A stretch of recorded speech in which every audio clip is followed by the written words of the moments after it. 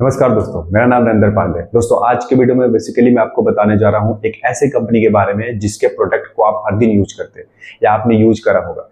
जैसे आपने Surf Excel जरूर यूज किया होगा, आपने हॉर्लिक्स यूज किया, हॉर्लिक्स आप जरूर जो है वो एक खरीदा होगा, या फिर आपने पेप्सोडेंट यूज करा होगा, या फिर लाइफबॉय यूज किया होगा, आपने लक्स यूज किया होगा, है ना, लैक्मी का प्रोडक्ट यूज किया होगा। तो बेसिकली ये सब जो ब्रांड्स हैं जिसके मैं नाम बता रहा हूँ वो केवल जो है वो एक ही कंपनी के ब्रांड्स हैं। उस कंपनी का नाम है Unilever, Hindustan Unilever, HUL। Basically Hindustan Unilever या फिर जो यूनिलीवर है वो जो है वो एक FMCG कंपनी है। FMCG सेक्टर से आता है, ये इंडस्ट्री से। FMCG क्या होता है? FMCG का मतलब होता है, FMCG उस सेक्टर्स को बोलते हैं जिसमें जो है रोजमर्रा के जो प्रोडक्ट्स होते हैं उसको जो है खरीदा जाता है, उसको बनाया जाता है। बेसिकली FMCG होता क्या है? इसका मतलब होता है फास्ट मूवर कंज्यूमर गुड्स, इसको बोलते हैं FMCG। FMCG में बहुत सारे ब्रांड्स हैं। जैसे अगर हम FMCG में एक से एक बड़े बड़े कंपनी है, जैसे कि हिंदुस्तान यूनिलीवर है, HUL है, या फिर आप अगर देखोगे तो प्रॉक्टर एंड गैम्बल है, फिर नेस्ले है, ठीक है। उसके बाद आपको जॉनसन एंड जॉनसन है, या फिर आप कोको कोला ले लीजिए, पेप्सिको ले लीजिए। ये सब कंपनी जो है बेसिकली FMCG से ही आते हैं। FMCG में जो यूनिलीवर है, हिंदुस्तान यूनिलीवर, एक बहुत बड़ा ब्रांड है। अच्छा, एक बात बताना चाहूंगा आपको कि हिंदुस्तान यूनिलीवर और यूनिलीवर में अंतर है। जो यूनिलीवर है वो बेसिकली एक ब्रिटेन की कंपनी है, ठीक है, ब्रिटेन और नीदरलैंड की कंपनी है। और जो हिंदुस्तान यूनिलीवर है वो बेसिकली सब्सिडरी है यूनिलीवर की। अच्छा, अगर यूनिलीवर के थोड़ा सा हम इतिहास को जानते हैं, यूनिलीवर एक नई कंपनी नहीं है, बहुत ही पुरानी कंपनी, यानी कि इस कंपनी के 75 साल 80 साल हो चुके हैं।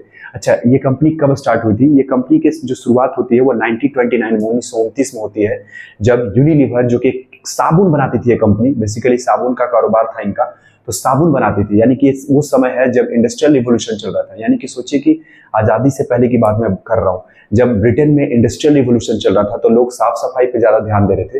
तो उस समय साबुन बनाती थी, जिसका लीवर ब्रदर्स इनको बोलते थे, लीवर ब्रदर्स। अच्छा, लीवर ब्रदर्स बाद में एक मैर्गरीन यूनी करके कंपनी थी नीदरलैंड्स की। तो लीवर ब्रदर्स ने मैर्गरीन यूनी से जो है वो मर्जर कर लिया, आपस में ये मिल गए, और तब से इस कंपनी का नाम हो गया यूनिलीवर। ये 1913 लगभग 1939 में जो है वो इंडिया आते हैं, और इंडिया में हिंदुस्तान यूनिलीवर की शुरुआत करते हैं, और ये कंपनी तभी से जो है वो इंडिया में बिजनेस कर रही है। अच्छा, अगर हम इस कंपनी की बात करें तो अगर ये कंपनी इतनी सक्सेसफुल हुई है तो कंपनी के सक्सेसफुल होने के पीछे कारण क्या है? What is the reason behind it? How this company has become so large, and इतना दिन से कैसे जो है वो इंडिया के लोगों पे राज कर रही है। अच्छा, तो अगर हम बात करें तो दो तीन ऐसे फैक्टर हैं जिसकी वजह से कंपनी जो है इंडिया पर राज कर रही है। वो कौन कौन से फैक्टर है? देखिए, सबसे इंपॉर्टेंट फैक्टर ये है कि इस कंपनी ने जो है एक ब्रांड क्रिएट किया है, एक बहुत बड़ा ब्रांड बनाया है। अगर आप देखिए तो इस कंपनी के अंदर बहुत सारे ब्रांड हैं, जैसे लाइफबॉय है, या फिर सर्फ एक्सेल है, हॉर्लिक्स है। ये सब बड़े बड़े ब्रांड है जो कि इस कंपनी के अंदर हैं। अच्छा, ये इन्होंने ब्रांड्स कैसे क्रिएट किया है? तो ब्रांड क्रिएट करने का ना इनका एक लॉजिक है।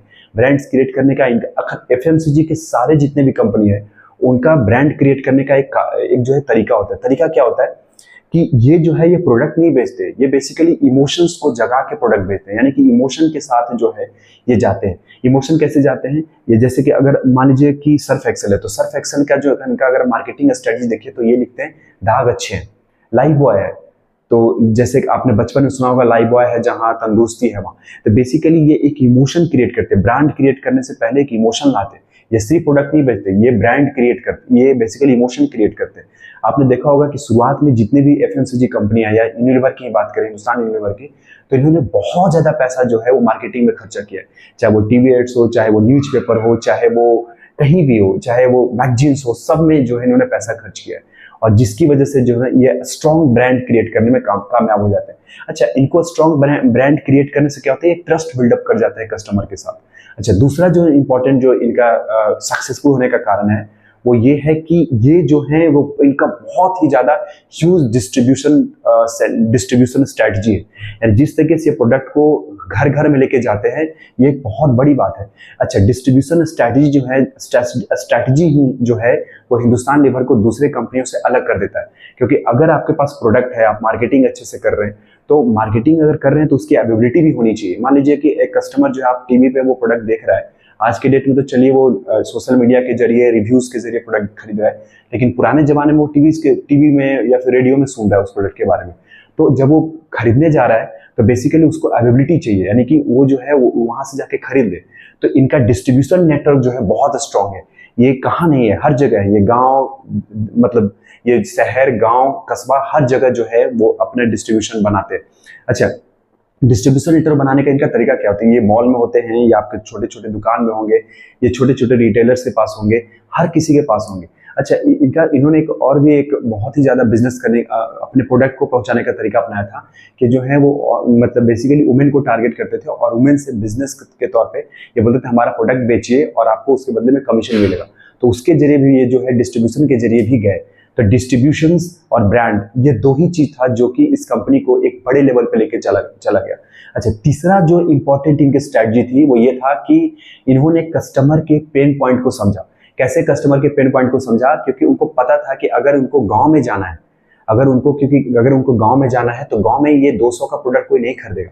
तो ये जो है बहुत ही ज्यादा मिनिमम प्राइस पे आए। बेसिकली उन्होंने प्राइस को लो किया और मार्केट प्रोडक्ट को बढ़ाया, प्रोडक्ट को स्केल किया, प्राइस को लो किया। कैसे? ये जो है वो स्मॉल पैकेट्स में बेचना शुरू कर दिया, यानी कि 1 रुपए का शैम्पू, 2 रुपए का, इस तरह का प्रोडक्ट जो बेचना। तो किसान जो रूरल एरियाज के लोग थे उन्होंने भी खरीदना शुरू कर दिया, क्योंकि यूनिलीवर को पता था, या फिर यूनिलीवर हिंदुस्तान HUL को पता था कि अगर इनको अपना प्रोडक्ट्स को बेचना है तो इनको गांव में जाना पड़ेगा, कि गांव एक अनटैप्ड मार्केट है, वहां पे तो वो जाके अच्छा खासा प्रोडक्ट बेच सकते हैं। और इन्होंने बिल्कुल वैसा ही किया, यानी कि ये तीन फैक्टर्स पे काम किया। पहला ब्रांड क्रिएट किया, दूसरा जो है वो बेसिकली डिस्ट्रीब्यूशन को मजबूत किया, और तीसरा ये अपने प्राइस को कम करके ये रूरल एरियाज में टैप्ड हुए, अनटैप्ड मार्केट को जो है खोला।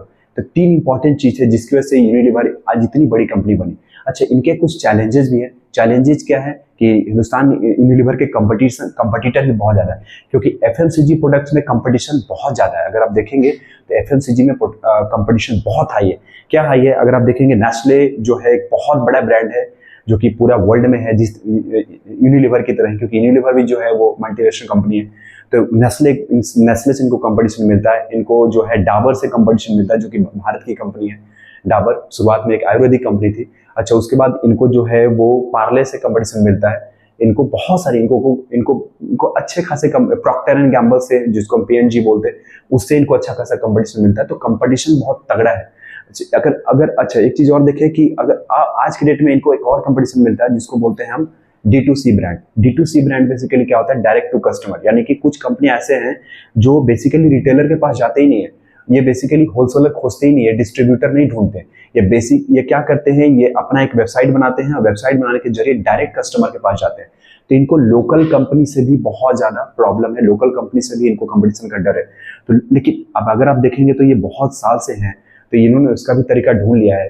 ये लोकल, अगर जब ये लोकल प्रोडक्ट्स, जब ये लोकलाइजेशन में जाते हैं, यानी जब लोकल जगह जाके अपना प्रोडक्ट बेचते हैं, तो वो लोकल की तरह ही अपना प्रोडक्ट्स बनाते भी हैं। उनको पता है कि रूरल एरियाज में लोगों को क्या चीज पसंद है, वो क्या करके प्रोडक्ट को बेच सकते हैं। तो एज ए एंटरप्रेन्योर्स या फिर as a business interest person, हम लोग इस कंपनी से क्या सीख सकते हैं? हम लोग इस कंपनी से जो सीख सकते हैं, नंबर 1 चीज वो ये है कि हम ब्रांड बिल्डअप कैसे करें, ब्रांड कैसे बनाया जाए, क्योंकि ब्रांड बनाने में बहुत ज़्यादा टाइम लगता है। और एक ब्रांड अगर आपका बन जाता है, ट्रस्ट अगर आपका बन जाता है, तो आप अपने प्रोडक्ट को आसानी से बेच सकते हो। दूसरी बात कि FMCG इंडस्ट्री में, यानी कि जो FMCG सेक्टर्स है, उसमें डिस्ट्रीब्यूशन बहुत मायने रखता है। आपने प्रोडक्ट बनाया और प्रोडक्ट बना के अगर आप कस्टमर के पास नहीं पहुंच पाए तो बेसिकली आप जो है अनसक्सेसफुल हो जाएगा। तो बेसिकली डिस्ट्रीब्यूशन बहुत मैटर करता है।